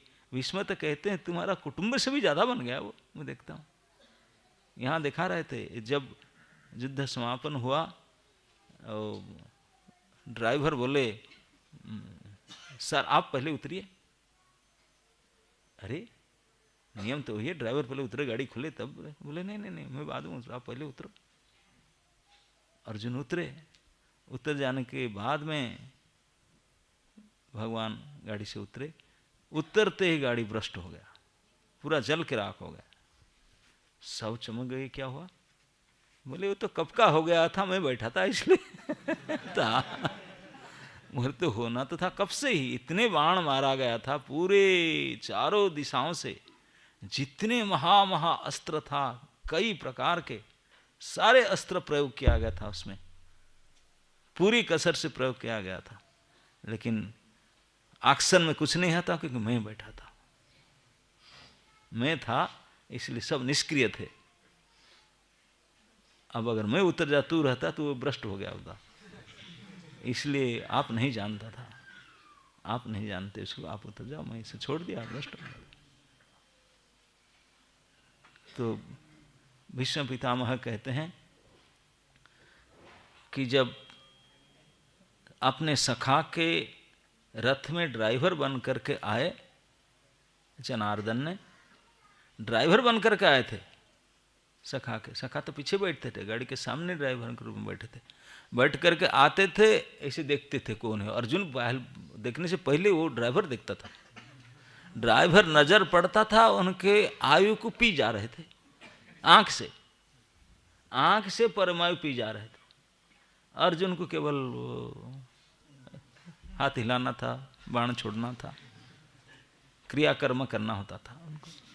काम तो वैसे वो कर गए, परमायु तो वही ले लेते उनके थे, उनको क्रियाकर्म करना था। वो है। तो इस प्रकार से हमारे सारथिक रूप में, सर्वस्व रूप में ड्राइवर को, मगर उनको हम अपॉइंट करें तो वो आगे बैठेंगे, आगे रह करके जो भी कुछ करना है उनको दृष्टि डाल करके सब नेगेटिव पॉजिटिव जो करना है वो कर डालेंगे। हमको करना तो ही है इस जीवन का परम सार्थकता। उनके चरण में पूर्ण मन प्राण से शरणागत हो करके उन्हीं को सौंप देना चाहिए सब कुछ। और जैसे करें इसी से हमारा भला ही है, जीवन सार्थक है, वही हमारा लक्ष्य है। हरे कृष्ण।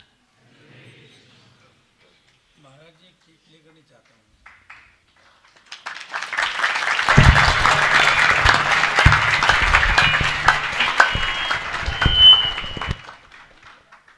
आजकल खाटू श्याम जी का बहुत बाल पाला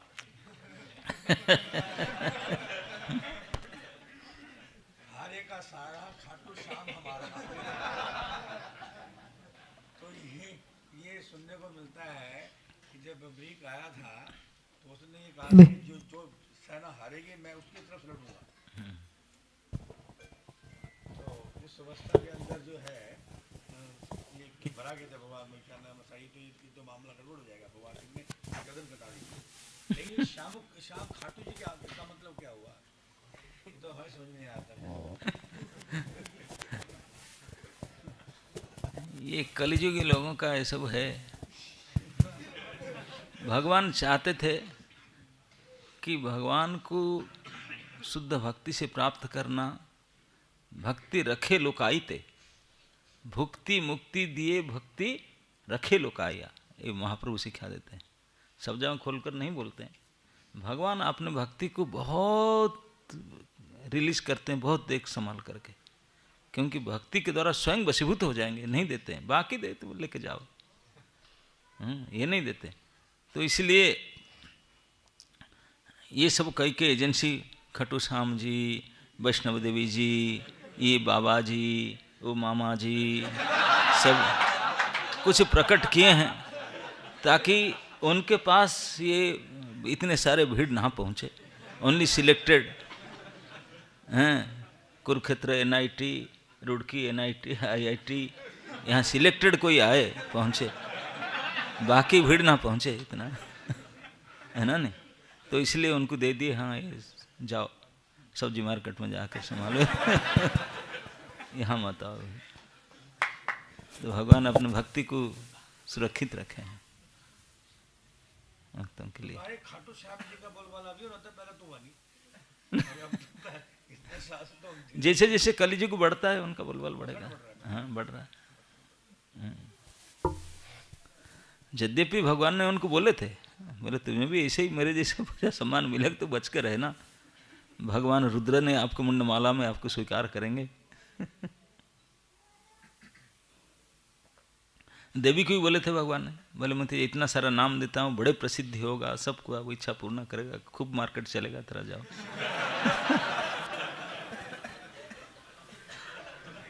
भगवान ने पहले करके रखेंगे, बोले जाओ उन लोग का सब, क्योंकि कलियुग में ही होंगे आप लोग, तो जाओ मार्केट आप लोग का खूब चलेगा।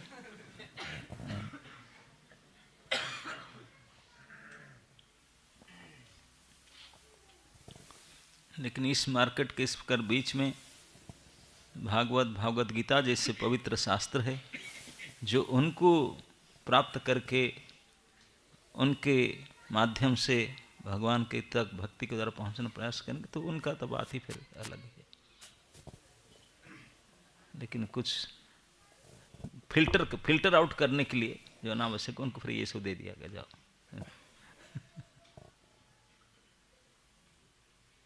और कुछ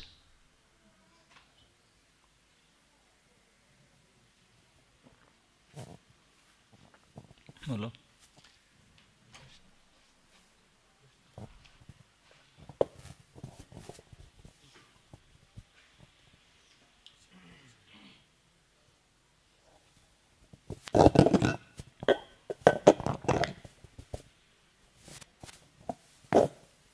हरे कृष्ण महाराज जी, तन नाम महाराज जी। ये कहते हैं कि जैसे भगवान को शरणागत होना है, सरेंडर होना है, तो उसके लिए पहले प्योर होना पड़ेगा।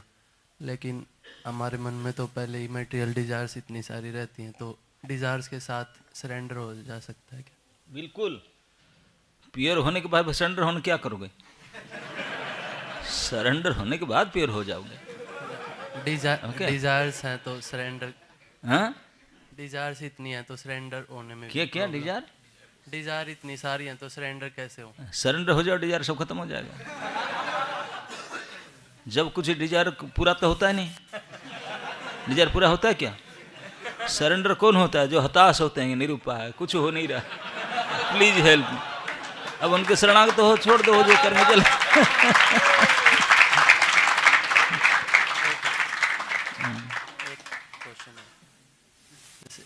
गुरु और कृष्ण को पसंद करना है, यही एम है, तो पता कैसे चलेगा गुरु और कृष्ण प्रसन्न हो रहे? पता कैसे चलेगा गुरु और कृष्ण कैसे प्रसन्न होंगे? अब गुरु कृष्ण को पूछना पड़ेगा ना। तो मैं तो नहीं बताऊंगा, प्रसन्न उनका करना चाहिए, मुझे क्यों पूछ रहे है ना? नहीं,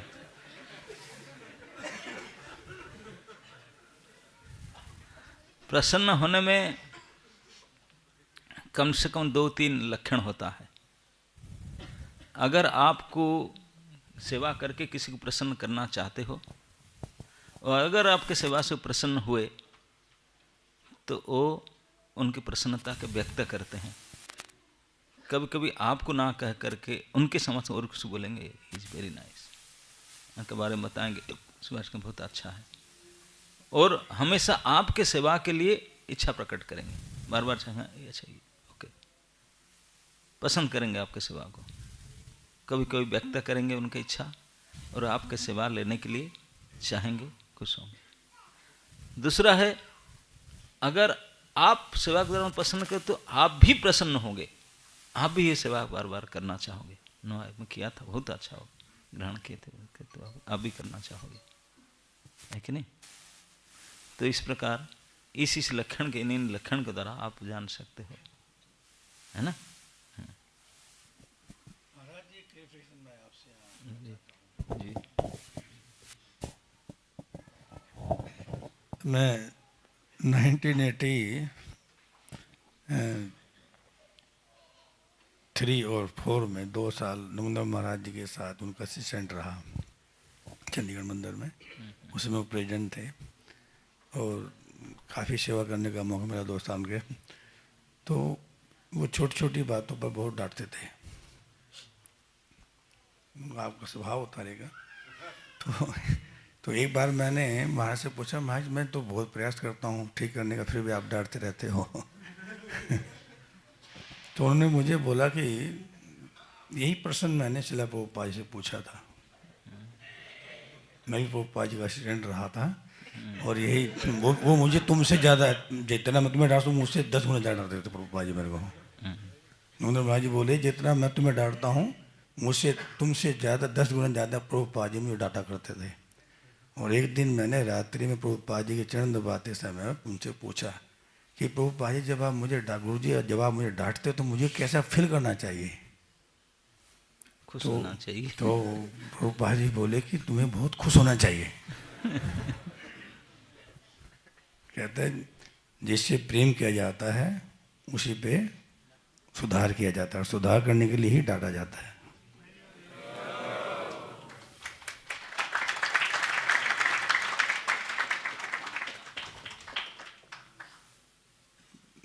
ये प्रभुपाद जी के बारे में नंदो महाराज जी ने मुझे समझाया। कहते प्रभुपाद जी के पास जितने बार भी जाना था सबको प्रणाम करना होता था। ये नहीं कि भाई आप ऐसे बैठ जाओ कोई जा करके बात करोगे, नहीं, पहले प्रणाम करना पड़ेगा, उसके बाद फिर आगे बात चालू करनी। ऐसे वैष्णव को जितनी बार भी जो शेष जन है उनको प्रणाम करो, चाहे आपको दिन में 10 बार करना पड़े, 100 बार करना पड़े। ये मतलब उस समय उन्होंने मुझे समझाया था। लेकिन आज वर्तमान में जो हमारा परिवेश है वो बदलता जा रहा है। मगर सोचते एक बार हमने प्रणाम कर लिया तो हमारा काम बहुत हो गया, दोबारा प्रणाम करने की जरूरत नहीं। इसमें थोड़ा सा मैं आपका गाइडलाइन चाहता हूँ, क्योंकि आप सब आपके शीशे बैठे हैं यहाँ पर, थोड़ा उनको भी थोड़ा आपका वाणी सुनने को मिल जाएगा। प्रणाम तो जितने करेगा प्रणाम करने वाला फायदा में ही रहेगा, लेकिन स्थान काल हिसाब से। लेकिन प्रणाम जब आप करते हैं तो आपका कभी लॉस नहीं होता, हमेशा आप कुछ ना कुछ प्राप्ति करते हैं। कम से कम उनके आशीर्वाद कृपा जिसको प्रणाम करते हैं प्राप्त करते हैं। तो प्रणाम तो यथासंभव किया जा सकता है, करना चाहिए, है ना? नहीं, क्योंकि हमारे सारे आचार्यों ने हमारी भागवत में अर्जुन के बारे में सुन रहे हैं हम। गीता में क्या बोला, मैं बाएं से प्रणाम करता हूँ, मैं दाएं से प्रणाम करता हूँ, ये प्रणाम करता हूँ, वो प्रणाम करता हूँ। बाद में ही इस पर कुंकुट किया, हमारे ब्रह्मा जी ने ही कुंकुट किया, मुझे कुछ नहीं आता, मैं प्रणाम करता हूँ। जितने भागवत में बड़े बड़े हैं, कुंती महारानी को ले लो, उसने तो अपनी प्रार्थना प्रणाम से चालू किया, हमें कुछ नहीं आता हम तो प्रणाम कर सकते हैं। तो ये हमारा सिद्धांत ही सारा का सारा गीता भागवत पे किस पे जा रहा है, प्रणाम पे जा रहा है। और हम उसी से अगर डाइवर्ट हो जाएंगे तो कैसे भगवत प्राप्ति हो पाएगा हमारे को, इस पे विचार करने वाली बात है। हरे कृष्णा कृष्णा कृष्णा हरे हरे, हरे राम राम राम। कई बार ये सोचा था महाराज जी तो प्रणाम लेने के भूखे हैं, लेकिन being a temple president, being a authority, I have teach so many things. Sometimes I told them that they feel they're bad. मेरा काम ट्रेनिंग देना है। अगर हम नहीं सुधारेंगे तो कौन सुधारेगा, कौन बताएगा? तो अभी भक्तों को सोचना चाहिए कि क्या नाम है, जो हमारे सेठ जन हैं, कई बार अगर वो कुछ भी हैं, कुछ बोलते हैं तो उसमें भी कुछ हित छिपा होता है। किसी का पर्सनल स्वार्थ कुछ भी नहीं है यहाँ पर।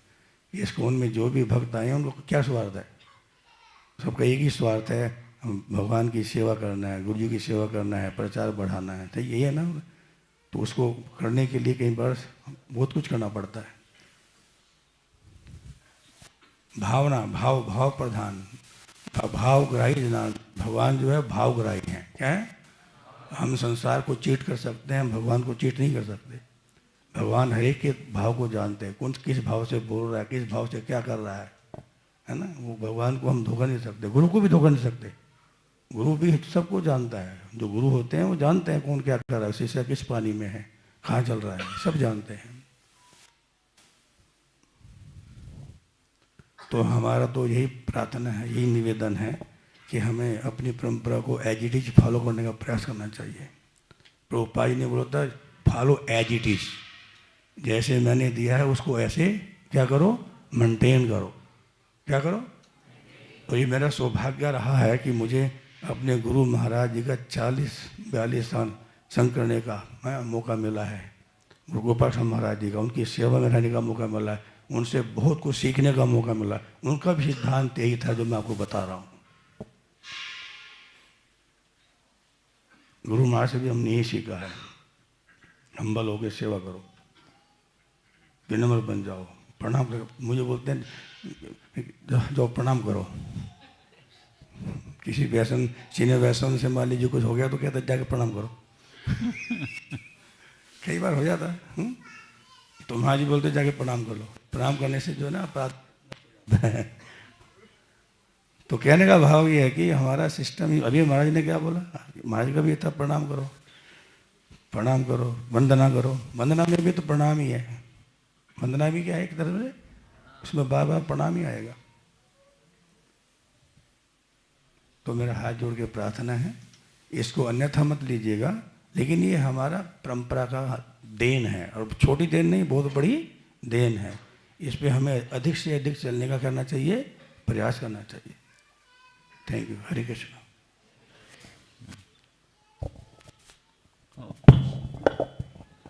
रसाचार्य। महाराज कोटि कोटि दंडवत प्रणाम। प्रचार में कभी कभी महाराज एक प्रश्न पूछा जाता है, जो प्रार्थना के ऊपर आपने इतना सुंदर उपदेश दिया आज की, क्या आपका भगवान इतना क्रूर है कि जब तक आप प्रार्थना नहीं करोगे तो वो सुनेंगे नहीं? एक तरफ हम बोलते हैं कि पिता अहम जगतो माता धाता, वो हमारी माता है, हमारे पिता हैं, लेकिन पहले प्रार्थना करनी पड़ेगी तभी सुनेंगे। तो ये वो प्रसंग द्रौपदी के बारे में भी पूछा जाता है लोग, कि वो चिल्ला रही थी, रो रही थी, बिलख रही थी, तुम्हारा भगवान द्वारका में खा रहा था बैठ के। तो इसको हम कैसे समझ सकते हैं और कैसे उत्तर भी दे सकते हैं कि भगवान हमारी प्रार्थनाओं की वेट करते हैं कि भगवान will also answer unconditionally? Thank you. नहीं, भगवान प्रार्थना के वेट भी करते हैं और करना भी चाहिए। हमको प्रार्थना करने के लिए शक्ति दिए हैं, सुविधा दिए हैं, तो क्यों नहीं करें? We should do our part, he will do his part. और हम कुछ नहीं करेंगे, उनसे आशा करेंगे, ये कैसे? जैसे प्रभु जी ने बता रहे हैं कि मेरा कर्तव्य है मुझे सिखा देना, नहीं तो कौन सिखाएगा? तो वो नहीं सिखाएंगे तो कौन सिखाएंगे, है ना? ऐसे तो हम आलसी है, अगर वो भी छूट देंगे तो और क्या हो जाएंगे? ऐसे ही प्रार्थना तो करते नहीं। प्रार्थना करना सो इजी, कोई खर्चा तो करना नहीं पड़ता, कोई मेहनत भी नहीं करना पड़ता, उसको भी नहीं करना चाहते, और भगवान से आसान प्राप्त करना चाहते हैं किसी को, है ना? जो लोग प्रार्थना नहीं करते हैं तो फिर हिमालय में जाना पड़ता है, जाग यज्ञ तप दान क्या क्या सब करना पड़ता है, उसमें कुछ बनता नहीं। केवल प्रार्थना करो, सो इजी, तो करना चाहिए, है ना? द्रौपदी के केस में दोपहर कर रहे थे, द्रौपदी ने तो प्रार्थना पहले किया, बाकी नहीं किया, जो किया कुछ फल मिला उससे? क्या हुआ परिणाम उसका? अंत तो फिर वही हुआ ना जो प्रार्थना कर किया, बाकी तो कुछ हुआ ही नहीं। हरे कृष्णा। सब धन्यवाद देंगे परम पूज्य भक्ति आश्रय वैष्णव स्वामी महाराज जी का। हरे कृष्णा कृष्णा कृष्णा हरे हरे, हरे राम राम राम हरे हरे। तो 3 कथा का प्रसंग आज अभी यहाँ पे कंक्लूड हो रहा है, और हमारी इच्छा नहीं हो रही कंक्लूड करने की, परंतु महाराज जी ने आगे भी प्रॉमिस किया है कि महाराज नियमित रूप से इस्कॉन कुरुक्षेत्र में अपना संग देते रहेंगे। हरि बोल। और कल जैसा कि हमने बताया भगवद गीता